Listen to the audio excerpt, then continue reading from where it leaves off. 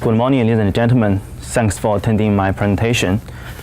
My topic is the impact of the topography of the acquisition surface on preprocessing and the subsequent first multiple elimination and depth migration, examining the issue and providing a preprocessing response that accommodates a variable topography. This presentation has 4 parts. The introduction will first show you the motivation of this presentation, and then you will see a brief summary of my PhD dissertation work. Then, based on the tutorial by Dr. Weglein, the second part will show the Green theorem source and the receiver deghosting formulas. Then we will have several cases of numerical examples that go through receiver deghosting, source deghosting, inverse scattering series versus multiple elimination, and the store C3 imaging. And then we will summarize the results of the numerical examples. This slide shows a processing flow by Green theorem and the inverse scattering series by M-OSRP. The effectiveness of any step in this processing flow not only depends on how well its own assumptions are satisfied, but also the effectiveness of all earlier steps that are being achieved. And that generates the motivation to do deghosting. There is a well-known reason to do deghosting. It removes the spectral notches and boosts low frequencies. In addition, effective deghosting is a prerequisite for removal of first multiple and internal multiple based on inverse scattering series and the store C3 imaging that treats all frequencies with equal effectiveness at target and reservoir. Well, without effective deghosting, these tasks will fail. Well, to do effective deghosting, it is very important to account for the acquisition surface when it is not horizontal. In practical tow streamer acquisition, the deviation of the cable from horizontal is not very severe. So it is very typical today to do the PVZ deghosting method that assumes horizontal acquisition. However, there are many times for ocean bottom and onshore that you can have acquisitions that are far from horizontal. Therefore, our presentation here focuses on finding the impact of the topography of acquisition surface on preprocessing and providing a preprocessing response that accommodates a variable topography so that subsequent seismic tasks can deliver their promise and potential. Well, to accommodate the need to accommodate a variable topography explains why we should use the Green theorem deghosting. It is the only deghosting method that has no restrictions on the shape of the memory surface. And in this aspect, it supersedes the PVZ method that assumes horizontal acquisitions. Another important reason to choose Green theorem deghosting is that it has model type independence. It doesn't care whether the earth is acoustic or elastic, while the deghosting formula stay the same. And no subsurface information is required. And this has been demonstrated throughout applications of offshore, ocean bottom, and onshore. This slide shows a recent work on deghosting using a non-horizontal membrane surface by my colleagues and I. Among this work, I studied the 2D Green theorem receiver deghosting using a non-horizontal membrane surface. And during this year, I studied the 3D Green theorem source and the receiver deghosting using a non-horizontal membrane surface, as well as the impact and accommodation of the topography of the acquisition on deghosting and subsequent inverse scattering series versus multiple elimination and the store C3 imaging. And these 3 parts are the summary of my PhD dissertation work. And this presentation will show you these 2 parts. For the theory of Green theorem source and the receiver deghosting, I will continue on the wave separation tutorial by Dr. Weglein and the presentation of my colleague Jing Wu, and add a couple of points. Remember in the tutorial, this formula is the source is the receiver deghosting formula. R is the location above the membrane surface and below the air gun, and membrane surface is denoted by Sg. P is the input total field along the membrane surface, and the grad prime P is the normal derivative. G0 plus is the causal all-space Green function, and N prime is the normal vector of the membrane surface. This receiver deghosting formula doesn't need subsurface information and doesn't specify the shape of the membrane surface. Please also notice that both the pressure and the normal derivative are needed in the Green theorem view field separation, including deghosting. Well, if the membrane surface is horizontal with constant depth, Zg prime, the gradient operator becomes the vertical derivative with respect to Zg prime, and the surface element in the integral becomes dxg prime times dyg prime. And if we Fourier transform over xg and yg, we can get the receiver deghosting formula in the with number kx and ky domain.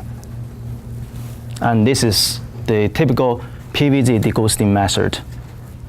And the names VZ comes from the common industrial practice that replaces the normal derivative in terms of the displacement by the vertical component of the velocity. From this slide, we can see when the membrane surface is horizontal, the PVZ method can come from Green theorem method. When the membrane surface is not horizontal, and if we know the topography of the membrane surface GG prime with respect to SG prime and YG prime, we can derive the normal vector of the surface and the surface element where the symbol delta has the expression. Therefore, we can derive the new receiver deghosting formula for the non-horizontal membrane surface. On the source side, the Green theorem source deghosting has been pioneered by Dr. Jinfang Zhang and Weglein in 2005, 2006, and Dr. Jinfang Zhang 2007. And this is the source deghosting formula, and it uses the receiver deghosted data as input. The detailed mechanisms of the source deghosting can be found in the dissertation of Dr. Jinfang Zhang. Now, let's look at the several cases or numerical examples. In the numerical examples, we will start from synthetic data including primary, ghosts, and first multiple, and go through receiver deghosting, source deghosting, and inverse scattering series, first multiple elimination. Then the events of the data associated with the free surface will be removed, and the rest of the data gets ready for depth migration. The series of multiple elimination and the imaging will be later explained by Dr. Weglein and my colleagues. This is the velocity model. The velocity of the first layer and second layer is 1,400 meters per second and 1,000 meters per second. It has a free surface and the horizontal reflector at 50 meters depth. The sources are at a depth of 50 meters, and the source signature is a Richter wavelet with dominant frequency 25 Hz. Based on the same velocity model, there are 4 cases of numerical examples, and there are 2 factors that determine each case: the topography of the acquisition and what's assumed about the topography of the acquisition. In the first 3 cases, the topography of acquisition is horizontal, inclined, and undulated, and the acquisition is assumed horizontal in the deghosting. The fourth case has the same topography as the third case, whereas the topography is accommodated in the deghosting. Please notice that in the four cases of your examples, the sources are at the same constant depths, and we use the same source deghosting formula. The purpose of the first three cases is to study the impact of the acquisition on deghosting and the subsequent processing tasks. That is, we will assume the membrane surface is horizontal in the receiver deghosting using this formula. The purpose of the fourth case, which has the same topography as the third case, is to fix the problem due to the horizontal acquisition assumptions in the deghosting. And that is done by accommodating the non-horizontal membrane surface in the deghosting using this new deghosting formula. Please also notice that in all four cases of your examples, the deghosting will use the same output source depths and the same output receiver depths. In this way, we can fairly compare the results of deghosting and the subsequent processing tasks between the four cases. First, let's look at the first case when the acquisition surface is horizontal. This slide will show the input total value for deghosting generated by this velocity model. And it is shown by this figure. The input total value is generated using the Kenyard-Dehaut method. The receiver is at a depth of 35 meters and the source is at 10 meters. And we can see in the data different events interferes. To see clearly each event, we can use the Kenyard-Dehaut method to generate each event separately. And this is the direct wave. This is the reflection of the direct wave from free surface. This is the primary and versus multiple. This is the source ghost, the primary, and the source ghost, the versus multiple. This is the receiver ghost, the primary, and the receiver ghost versus multiple. And these are the source receiver ghosts. First, in the receiver deghosting, we choose the output receiver depth to be 50 meters. And this is the receiver deghosting result using a horizontal membrane surface. We can see clearly two groups of events, the primary and the source ghost, and the versus multiple and the source ghost. And this is the source deghosting result using the receiver deghosting result as input. And we can see clearly two events, the primary and versus multiple. To examine this deghosting result, we can look at the spectrum. This slide shows the spectrum of the wave without deghosting, noted by the dashed blue line. The spectrum of the receiver deghosting result of the black line, and the spectrum of the source and the receiver deghosting result by the red line. Here we can see the data without deghosting has a notch around 50 hertz. And that is consistent with our expectation because we can calculate analytically the notch frequency. The receiver deghosting result of the black line removed this notch, and the source and the receiver deghosting result for their both low frequencies. Now, we will use this source and the receiver deghosting result to do versus multiple elimination. And this is the production of the versus multiple, and this is the subtracting result of the versus multiple. We can flick it back and forth. We can see even at the areas where the primary and the versus multiple interferes, the elimination result is still effective. And that is because after effective preprocessing, the inverse scattering series multiple elimination can predict versus multiple accurately without subsurface information. Next, this is the imaging result using the versus multiple elimination result as input. We can see clearly an image around 50 meters. So we can see in the first case of numerical examples where the acquisition surface is horizontal, the final imaging result is successful and tells us the location of the reflector. In the second case of numerical examples, the acquisition surface is inclined by 2 degrees, and we will assume is horizontal in deghosting.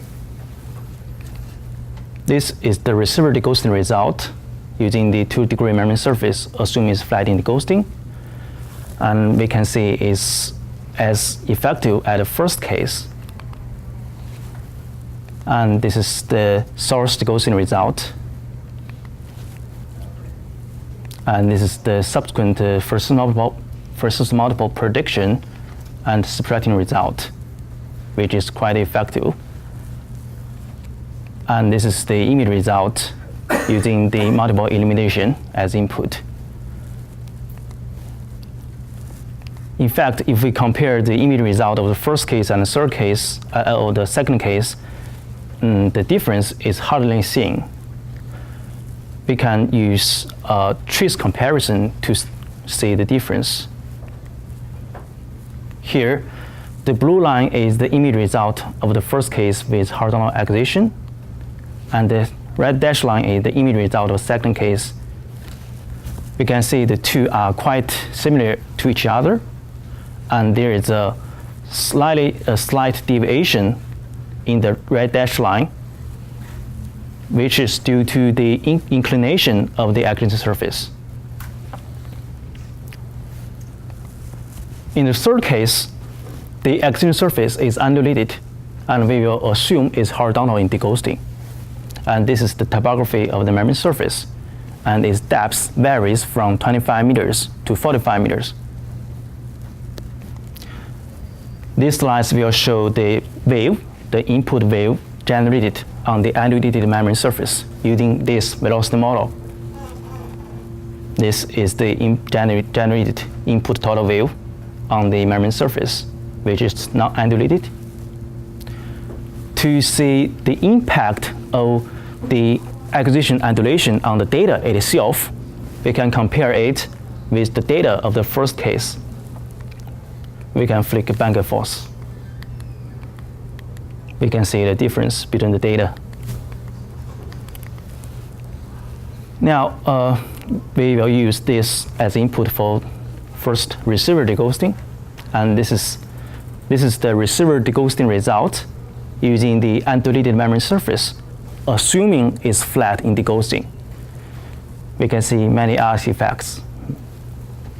In fact, as a few following slides will show, these artifacts damage the source deghosting result and the subsequent prediction of versus multiple and the elimination result. And such damage is obvious if we compare it with the eliminating result of the first case with the acquisition surface that matches the horizontal acquisition assumptions. We can see the damage obviously. And if we used such versus multiple elimination result as input, this is the image result we can get. And if you compare it with the image result of the first case, we can see clearly an artifact in the result. To solve this issue in this case, which is due to the horizontal acquisition assumptions in the deghosting, a fourth case of numerical examples is done that accommodates the topography of acquisition in deghosting. This is the receiver deghosting result, accommodating its topography, and we can see clearly, as we can see in the first case, two groups of events. And this is the source deghosting result as using the receiver deghosting result as input. And we can see the primary and the first multiple come out. And this is the prediction of first multiple and the subtracting result of the predicted first multiple. We can see the primary is provided well. And if we compare the first multiple eliminated result of the first case, the third case, and the fourth case, we can see the issues in the third case, which is due to the horizontal acquisition assumptions, is well resolved in the fourth case. And if we use this as input to do subsequent imaging, this is the image result. If we compare the image result of the first case, the third case, and the fourth case, we can see the issues of the third case is removed with accommodation. Now, I would like to show you a quantitative analysis of the acquisition topography on the final imaging result. We can choose single trees from each result and compare them in the same figure. The blue line is the image result of the first case with which horizontal acquisition surface. The red dashed line is the third case with undulated acquisition surface, which is assumed horizontal in deghosting. And the yellow line is the imaging result of the fourth case with undulated acquisition with accommodation in deghosting. If we define this part as a side lobe and enlarge it, we can find that the impact of acquisition that is undulated but assumed horizontal in deghosting causes an increase of the side lobe by 150%. And such major consequence appears because the horizontal acquisition assumptions has a cumulative impact on deghosting and subsequent processing. In contrast, with accommodation of the acquisition in deghosting, the impact is greatly reduced to just 12%.